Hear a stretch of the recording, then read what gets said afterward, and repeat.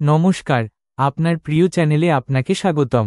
মা ও বোনেরা, আমরা আপনাকে জানাতে চাই যে যারা নবরাত্রির উপবাস করেন তাদের অবশ্যই এই ভিডিওটি দেখা উচিত।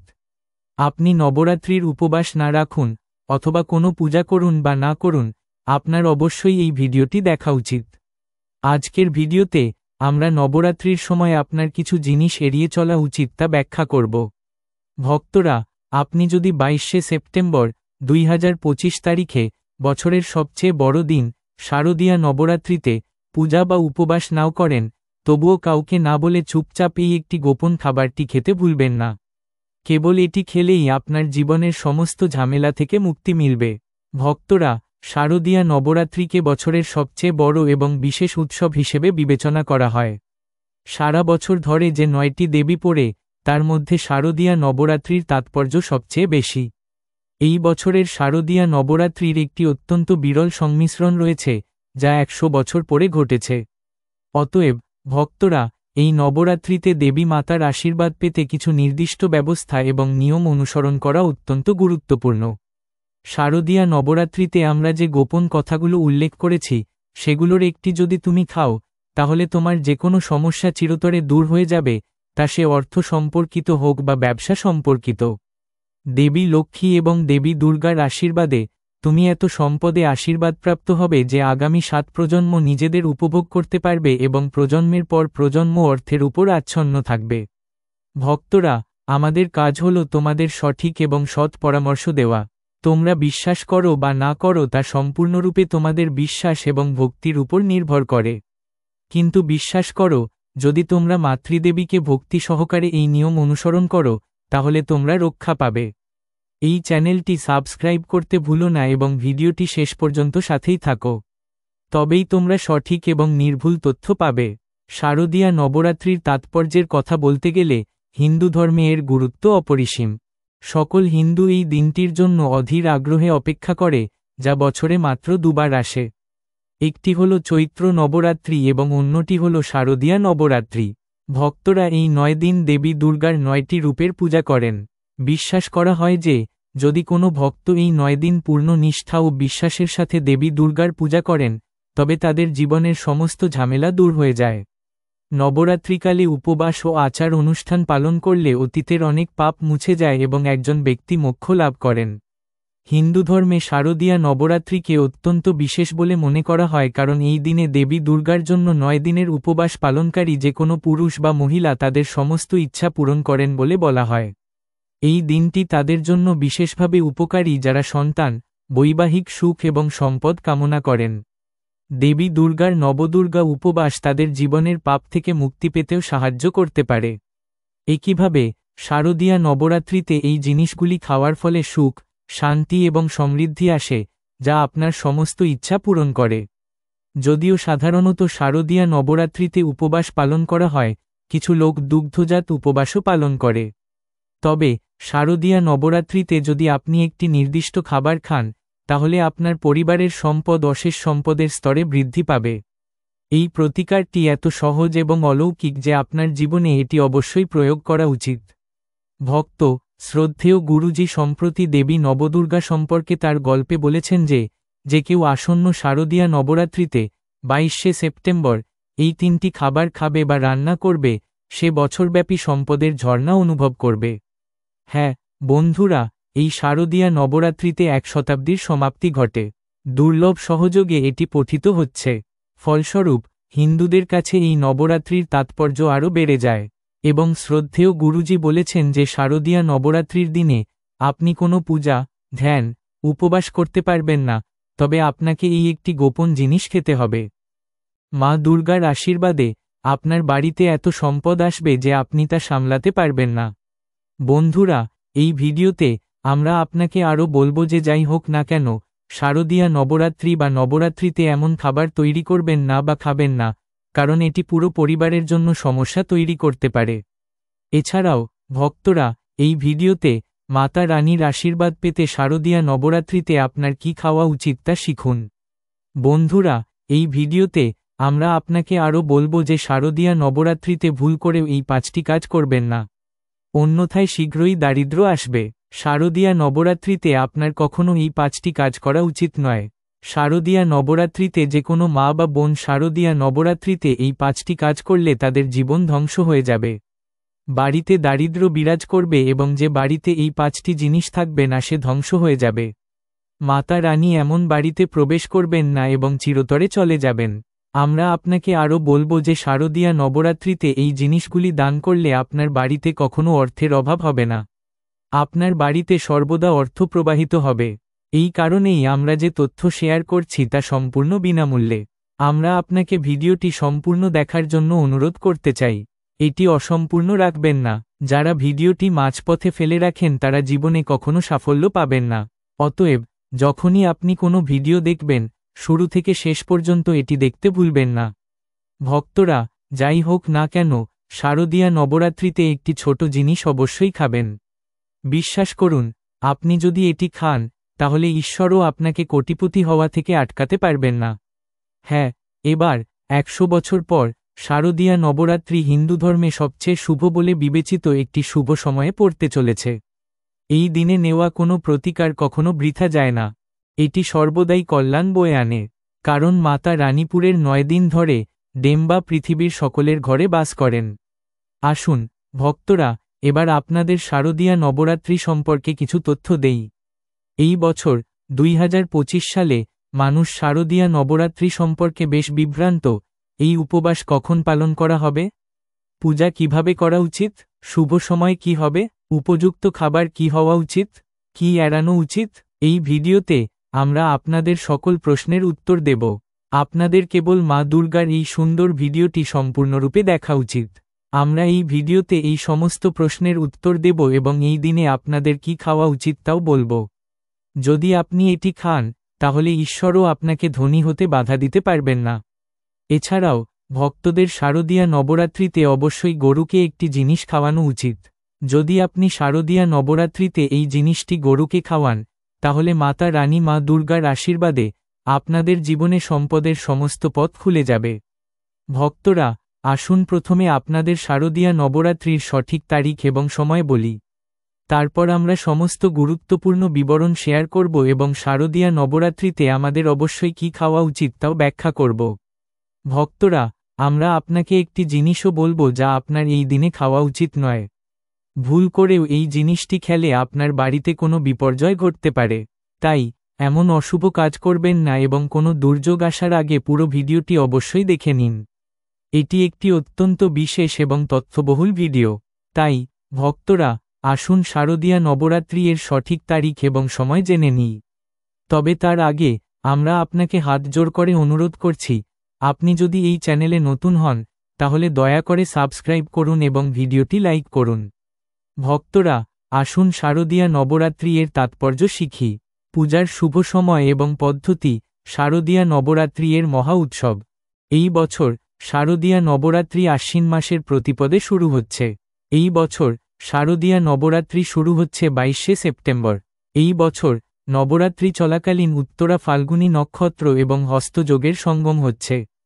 এই বছর নবরাত্রি 22শে সেপ্টেম্বর সোমবার থেকে শুরু হবে এবং 1 অক্টোবর পর্যন্ত চলবে।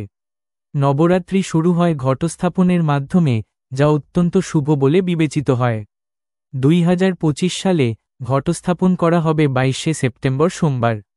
ঘটস্থাপন করা যাবে 22শে সেপ্টেম্বর সকাল 6টা থেকে সকাল 8টা পর্যন্ত। বিকেলে ঘটস্থাপন করলে সকাল 11:39 থেকে দুপুর 12:40 পর্যন্ত কলস স্থাপন করা যেতে পারে। মহাব্রতের সময় করা পূজা অত্যন্ত শুভ বলে বিবেচিত হয়। এটি সমস্ত দেবদেবীর আশীর্বাদ প্রদান করে এবং প্রার্থনার ফল লক্ষ গুণ বৃদ্ধি পায়। শারদীয়া নবরাত্রিতে দেবীকে সন্তুষ্ট করার জন্য সকালে স্নান করুন, পরিষ্কার পোশাক পরুন এবং গঙ্গাজল ছিটিয়ে আপনার বাড়ির পূজার স্থান পবিত্র করুন। তারপর মঞ্চের উপর একটি লাল কাপড় বিছিয়ে দেবী দুর্গার একটি মূর্তি বা ছবি রাখুন। কলস স্থাপনের পর তাতে জল, সুপারি, একটি মুদ্রা, আম পাতা এবং একটি নারকেল রাখুন। এর কাছে একটি প্রদীপ জ্বালান এবং ধূপ ও প্রদীপ জ্বালিয়ে দিন। পূজার সময় দেবীকে অক্ষত অখণ্ড চালের দানা নিবেদন করুন। রলি সিঁদুর, লাল ফুল, একটি স্কার্ফ, নারকেল, পান পাতা, সুপারি, লবঙ্গ, এলাচ, শুকনো ফল, গঙ্গা জল, মধু, দই, দুধ, ঘি, চিনি ইত্যাদি নিবেদন করুন। প্রতিদিন দুর্গা সপ্তশতী, দুর্গা চালিসা বা দেবীর মন্ত্র পাঠ করুন এবং দেবীর প্রিয় জিনিসপত্র নিবেদন করুন। আরতি করার পর শঙ্খ এবং ঘণ্টা বাজান এবং অবশেষে পরিবারের সকল সদস্যদের প্রসাদ গ্রহণ করা উচিত। নবরাত্রিতে যারা উপবাস করেন তাদের কেবল ফল, দুধ, সাগু, বাজরা অথবা জলের বাদামের আটা খাওয়া উচিত এবং 9 দিন ধরে দেবীর সামনে একটি প্রদীপ জ্বালানো উচিত। এতে দেবী সন্তুষ্ট হন এবং তিনি তার ভক্তদের সমস্ত ইচ্ছা পূরণ করেন। বন্ধুরা, আমরা আরও এগিয়ে যাওয়ার আগে আমরা আপনাকে ভিডিওটি লাইক করার জন্য এবং মন্তব্য বিভাগে জয় মাতা দি, জয় মা দুর্গা লেখার জন্য অনুরোধ করছি যাতে দেবীর আশীর্বাদ আপনার এবং আপনার পরিবারের উপর চিরকাল থাকে। তো বন্ধুরা, আসুন এবার জেনে নিই শারদীয়া নবরাত্রি অনুষ্ঠান সম্পর্কে, যা নিশ্চিত করবে যে আপনার জীবনের সবকিছুই আপনার ইচ্ছা অনুযায়ী হচ্ছে। আপনার জন্য শুভকামনা, পুত্রসন্তানের জন্ম, আপনার সন্তানদের মঙ্গল এবং আপনার সন্তানদের নিরাপত্তা। অতএব শারদীয়া নবরাত্রি দিবসে প্রতিটি পিতামাতার অবশ্যই এই বিশেষ জিনিসটি গ্রহণ করা উচিত। তাছাড়া শারদীয়া নবরাত্রিতে এমন কিছু জিনিস আছে যা আপনার বাড়িতে কখনোই তৈরি করা উচিত নয়। আসুন জেনে নিই সেই জিনিসগুলি কি কি।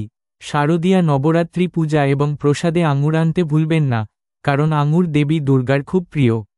নবরাত্রিকালে দেবী দুর্গার উদ্দেশ্যে 5 ধরনের ফল নিবেদন করা উচিত: কলা, আঙুর, আপেল, ফল, পেঁপে, ডালিম এবং নারকেল। আপনার পছন্দের ফল নিবেদন করুন, তবে ডালিম, কলা এবং পেঁপে অবশ্যই নিবেদন করা উচিত। তবে যদি কোনো কারণে আপনি এই ফলের কোনোটিই নিবেদন করতে না পারেন, তাহলে আপনি দেবী দুর্গার উদ্দেশ্যে চিনির মিছরি বা কিশমিশও নিবেদন করতে পারেন। কারণ মহাবিশ্বের মাতা আপনার প্রকৃত অনুভূতি, ভালোবাসা এবং ভক্তি দেখেন। আপনি 5 রঙের যে কোনো ফলের স্বাদ নিতে পারেন, কিন্তু তোমাদের বিশেষভাবে মনে রাখা উচিত যে মা দুর্গার পূজার সময় কখনোই মাতৃদেবীকে নাশপাতি নিবেদন করা উচিত নয়। এই ফলের নাম থেকেই বোঝা যায় যে এটি ধন সম্পদ ধ্বংস করে। নাশপাতি, যে ফল ধন সম্পদ ধ্বংস করে, শাস্ত্র অনুসারে যে কেউ যে কোনো শুভ দিনে, বিশেষ করে শারদীয়া নবরাত্রিতে আঙুর, কিশমিশ বা আলু খায়, তার জীবনে কখনো অর্থের অভাব হয় না। শারদীয়া নবরাত্রির দিনে আঙ্গুরে দেবী লক্ষ্মীর আশীর্বাদ বিরাজ করে। দেবী লক্ষ্মী হলেন সম্পদের দেবী। তাই বন্ধুরা, তোমাদের অবশ্যই আঙুর খেতে হবে। এর পাশাপাশি মা দুর্গার পূজার সময় শারদীয়া নবরাত্রিতে মাতৃদেবীকে আখ নিবেদন করতে হবে। এটি অত্যন্ত শুভ এবং শুভ বলে মনে করা হয়। তবে যদি আপনি এই সময়ে আখ না পান, তাহলে আপনি দেবী দুর্গার উদ্দেশ্যে গুড় এবং ছোলার ডাল নিবেদন করতে পারেন। তাছাড়া যদি আপনি এই দিনে গণ বা গুণ খান, তাহলে আপনার জীবনে কখনো সম্পদের অভাব হবে না। শারদীয়া নবরাত্রিতে দেবী লক্ষ্মীকে 5 রঙের মিষ্টি নিবেদন করতে ভুলবেন না। এই দিনে দেবী দুর্গার উদ্দেশ্যে মাখানাও নিবেদন করা উচিত। যেমন দেবী লক্ষ্মী সমুদ্র থেকে উৎপন্ন হয়েছেন, তেমনি জল থেকেও মাখানার উৎপত্তি। পদ্ম গাছ থেকেও এগুলি পাওয়া যায়। ধর্মীয় শাস্ত্র অনুসারে পদ্ম ফুল এবং মাখানা উভয়কেই অত্যন্ত শুভ বলে মনে করা হয়। মাখানা থেকে মাখানা ক্ষীর চালের পুডিং তৈরি করে দেবী দুর্গার উদ্দেশ্যে নিবেদন করলে অথবা কোনো মেয়েকে খাওয়ালে আপনার ঘর সম্পদে ভরে যাবে। শারদীয়া নবরাত্রিতে যে কেউ ভগবান গণেশকে দুর্বা ঘাস অর্পণ করবে সে কখনো দরিদ্র হবে না। এমন ব্যক্তি স্বয়ংক্রিয়ভাবে ধনী হয়ে উঠবে। এই দিনে আপনার প্রসাদ হিসাবে দুর্বা ঘাস এনে পুরো পরিবারকে খাওয়ানো উচিত।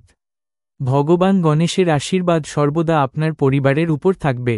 শারদীয়া নবরাত্রিতে যে কেউ দেবী দুর্গার কাছে ক্ষীর নিবেদন করবে, তার জন্মপত্রিকার সমস্ত গ্রহ নক্ষত্র তার অনুকূল থাকবে। কেউ তাদের ধনী হতে বাধা দিতে পারবে না। দেবীকে ক্ষীর নিবেদন করার পর পুরো পরিবারকে প্রসাদ হিসেবে এটি খাওয়ান। এটি ভাগ্যের বন্ধ দরজাও খুলে দেয়। ধন, সমৃদ্ধি এবং সমৃদ্ধি তাদের জীবনে চিরকাল বাস করে। তিনি তাদের আশীর্বাদ করেন এবং দেবী খুব খুশি হন। ধর্মগ্রন্থে ভক্তদের বলা হয়েছে যে শারদীয়া নবরাত্রিতে অবশ্যই কাস্টার্ড আপেল খাওয়া উচিত। কাস্টার্ড আপেল খেলে 10টি রোগ নিরাময় করা যায়। বিশ্বাস করা হয় যে শারদীয়া নবরাত্রিতে বাড়িতে কাস্টার্ড আপেল আনা শুভ বলে বিবেচিত হয়, কারণ এতে তাদের পিতামাতার আশীর্বাদ থাকে। বিশ্বাস করা হয় যে মাতা সীতা ভগবান রামের বনবাসের সময় এই ফলটি খেয়েছিলেন। শারদীয়া নবরাত্রিতে তিনি দুঃখ থেকে মুক্ত হন। তাই উভয় নবরাত্রিতেই কাস্টার্ড আপেল খাওয়া উচিত। বাবা মা খুশি হবেন এবং আপনাকে আশীর্বাদ করবেন। কিন্তু মনে রাখবেন, যদি শারদীয়া নবরাত্রি সোমবার পড়ে, তাহলে বেগুনের তরকারি খাওয়া পাপ। আপনার হিমায়িত রস পান করা উচিত নয়। মনে রাখবেন এতে লবণ যোগ করবেন না, না হলে উপবাস ভাঙবে। এছাড়াও রসে বরফ যোগ করবেন না। সর্বদা ফলের রস পান করলে উপবাস সফল হয়। শারদীয়া নবরাত্রিতে এমন কোন জিনিস রান্না করা উচিত নয়, না হলে পুরো পরিবার ধ্বংস হয়ে যাবে? কারো এমন খাবার খাওয়া উচিত নয়। যদি বাড়িতে এমন খাবার রান্না করা হয়, তাহলে দেবী মা ঘর ত্যাগ করেন এবং কারো সাথে কথা বলতে অস্বীকৃতি জানান। তিনি মা দুর্গাকে রাগিয়ে দরজা থেকে ফিরে আসেন। শাস্ত্র অনুসারে শারদীয়া নবরাত্রিতে কি খাওয়া উচিত নয়? বন্ধুরা, শারদীয়া নবরাত্রিতে আমাদের কখনোই রসুন বা পেঁয়াজ খাওয়া উচিত নয়, কারণ এই দিনটি দেবীর 9টি রূপের পূজার জন্য নিবেদিত। এই বছরের শারদীয়া নবরাত্রি বেশ কয়েকটি শুভ শুভ যোগের গঠন দ্বারা চিহ্নিত। তাই, বন্ধুরা, পেঁয়াজ খাও। রাহু এবং কেতু সর্বদা তাদের বাড়িতে থাকেন। শনিদেবও ক্রুদ্ধ হন, আর যদি রাহু ও কেতু বাড়িতে থাকেন, তাহলে দেবীর আশীর্বাদ তাদের উপর কখনো বর্ষিত হবে না। তাছাড়া শারদীয়া নবরাত্রিতে ভাত খাওয়া এড়িয়ে চলা উচিত। মাতৃদেবীকে সাগো ক্ষীর বা মাখন ক্ষীর নিবেদন করুন, এবং আপনার সর্বদা এটি মনে রাখা উচিত। অন্যান্য দিনগুলিতে আপনি ভাত বা রসুন ও পেঁয়াজ খেতে পারেন। শারদীয়া নবরাত্রিতে রসুন ও পেঁয়াজ জাতীয় খাবার খাওয়া এড়িয়ে চলুন। ছোট বাচ্চারা প্রায়শই এই ভুলগুলি করে। তারা প্রায়শই বাজারের প্যাকেটজাত খাবার বা রসুন ও পেঁয়াজযুক্ত খাবার খায়। অতএব, শারদীয়া নবরাত্রিতে অন্তত এই জিনিসগুলি এড়িয়ে চলুন। বন্ধুরা, আপনি যদি বিবেচনা করেন যে আপনি রাহু ও কেতুকে আপনার বাড়িতে, এমনকি মাতৃদেবীকে, বিশেষ করে শারদীয়া নবরাত্রিতে, আমন্ত্রণ জানাবেন কিনা, তাহলে ইচ্ছাকৃতভাবে আপনার ঘর নষ্ট করবেন না। শারদীয়া নবরাত্রিতে দেবী দুর্গার আশীর্বাদ পেতে এবং তার বিশেষ আশীর্বাদ পেতে, এই দিনে বাড়িতে হলুদ জিনিসপত্র তৈরি করতে হবে। উদাহরণস্বরূপ, কড়ি পকোড়া এবং হলুদ হাওয়া তৈরি করতে হবে। কারণ এই দিনে হলুদ রং সোনালী রং হিসেবে বিবেচিত হয় এবং সোনা ও রূপার সমতুল্য বলে বিবেচিত হয়, যাকে আমরা পীতাম্বরী বলি। অতএব, এই দিনে আপনারও হলুদ পোশাক পরা উচিত। এটি আপনাকে দেবী দুর্গার বিশেষ আশীর্বাদ নিশ্চিত করবে। শারদীয়া নবরাত্রিতে আমাদের কারো কাছ থেকে টাকা ধার করা উচিত নয়। শারদীয়া নবরাত্রিতে যদি আমরা টাকা ধার করি, তাহলে সারা বছর আমরা ঋণের বোঝায় ডুবে থাকি। অতএব, ঋণমুক্ত হওয়ার পরেই কেবল শারদীয়া নবরাত্রি উদযাপন করুন। অধিকন্তু, শাস্ত্রে বলা হয়েছে যে যারা সত্যিকারের হৃদয়ে দেবী দুর্গাকে আরাধনা করেন তাদের বাড়িতেই তিনি বাস করেন। দেবী দুর্গা সামান্য চিনির টুকরোতেও সন্তুষ্ট হন। আপনার কেবল আপনার হৃদয়ে প্রকৃত বিশ্বাস থাকা দরকার। ঈশ্বর আরও বলেন যে টাকা ধার করার সময় ধর্মীয় তীর্থযাত্রা বা ধর্মীয় আচার অনুষ্ঠান করা উচিত নয়। এর ফলে জীবনে নেতিবাচক পরিণতি হতে পারে। তাই, আপনার ইচ্ছা যাই হোক না কেন, তা অর্থ বা সন্তান সম্পর্কিত হোক, দেবী মা অবশ্যই তা পূরণ করবেন। 2 নবরাত্রিতেই কোন কোন ভুল করা উচিত নয়? বন্ধুরা, শারদীয়া নবরাত্রিতে এই 5টি ভুল করা উচিত নয়। এই দিনে স্বামী স্ত্রীর দূরত্ব বজায় রাখা উচিত।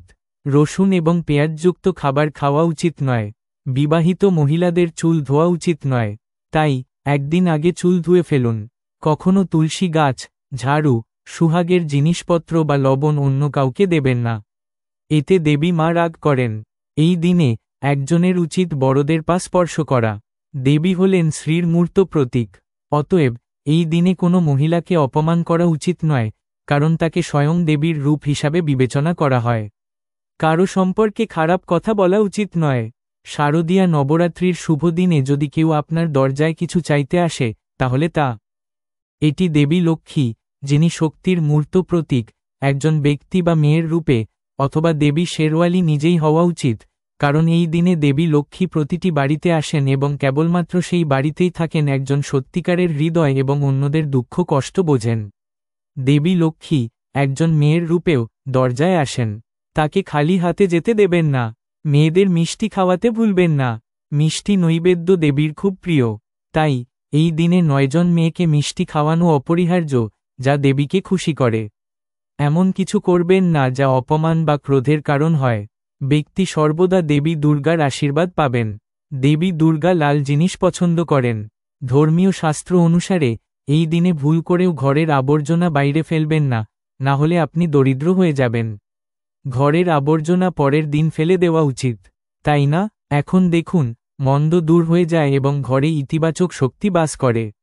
গরু থাকলে মন্দ স্বয়ংক্রিয়ভাবে ঘর থেকে অদৃশ্য হয়ে যায় এবং গরুকে দেবী লক্ষ্মীর একটি রূপ হিসাবে বিবেচনা করা হয়। ৩৩ কোটি দেবদেবী গরুর শরীরে বাস করেন এবং মাতৃদেবীর ৯টি রূপও গরুর উপর বাস করে। তাই মনে রাখবেন, গরুকে কখনো মারধর করা উচিত নয়, অন্যথায় দেবতার অশুভ আত্মা ঘরে বাস করতে পারে। নবরাত্রির দিনগুলিতে প্রতিদিন গরুকে রুটি খাওয়ানো উচিত। প্রতিদিন তাজা রুটি তৈরি করে গরুকে খাওয়ানোর চেষ্টা করুন। যদি কোনো কারণে রুটি নষ্ট হয়ে যায়, তবে পরের দিন গরুকে খাওয়াবেন না, কারণ এটি বাসি বলে মনে করা হয়। সর্বদা তাজা এবং পরিষ্কার খাবার গরুকে খাওয়ান। এছাড়া, যদি ঘরে কোনো ফল বা সবজি পচে যায়, তবে গরুকে দিলে ঘরের সমৃদ্ধি হ্রাস পেতে পারে। গরুকে খুশি রাখতে আয়ের 11টি ইন্দ্রিয় থেকে কবি আমারের 11টি লোহিয়া তৈরি করুন এবং তার উপর হলুদ মাখিয়ে নবরাত্রির দিনগুলিতে গরুকে খাওয়ান।